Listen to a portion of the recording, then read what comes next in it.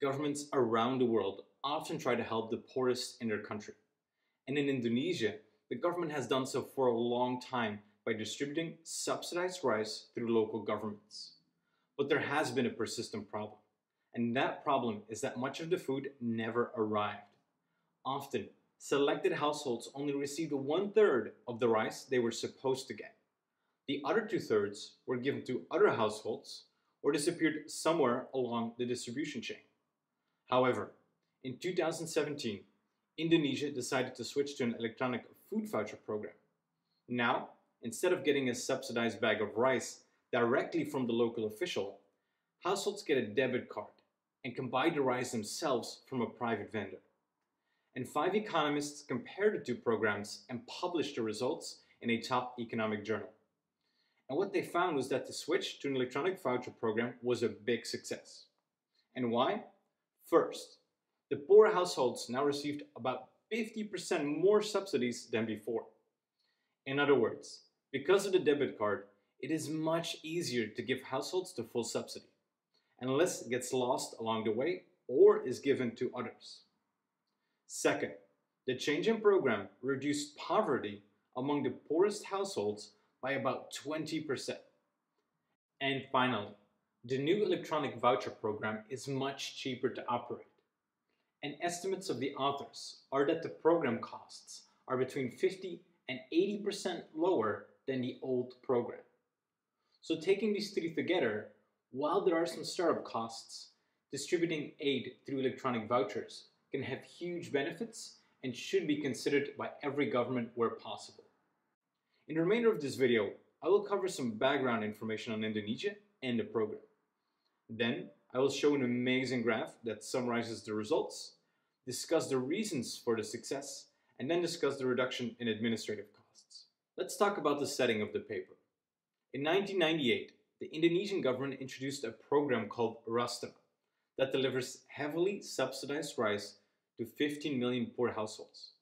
And this rice is delivered directly to these households via local officials.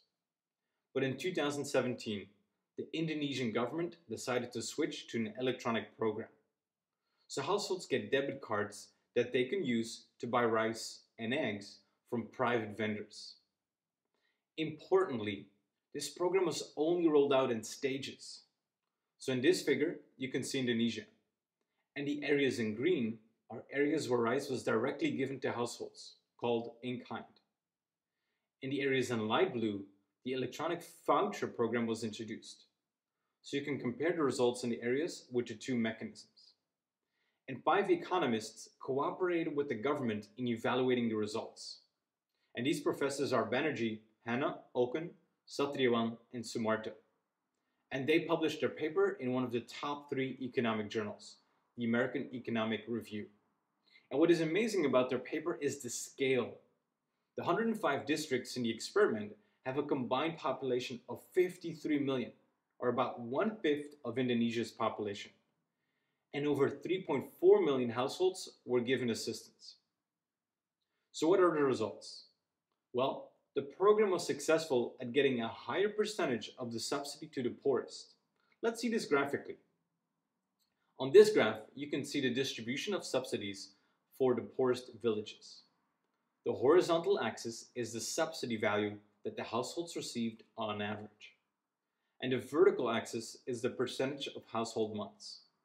Basically, how many households received a given subsidy. And the old program of delivering actual subsidized rice bags is in green.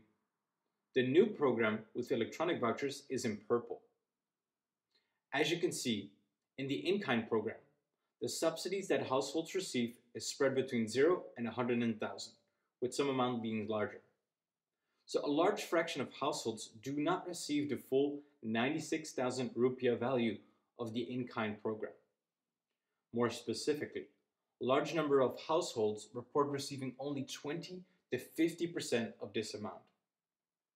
According to the authors, local politicians, instead of giving it all to the poorest households, as intended, also distributed the subsidized rice to other households. In contrast, most people in the electronic voucher program received a full subsidy value of 100,000 rupees. So, conditional on receiving subsidies, the large majority of the poorest now get the full amount that they are entitled to. So this is a big success. So why did the change to electronic vouchers work so well? Well, first, there is the issue of divisibility. Simply put, a debit card cannot be divided. It cannot be cut in half and shared with other households. You get it, and it is yours to use. In contrast, in the old program, sacks of rice were brought to local government warehouses, where they were then packaged into smaller portions and then delivered. So there was more opportunity for division. Second, the administration of the program was switched from government officials to banks and private shops.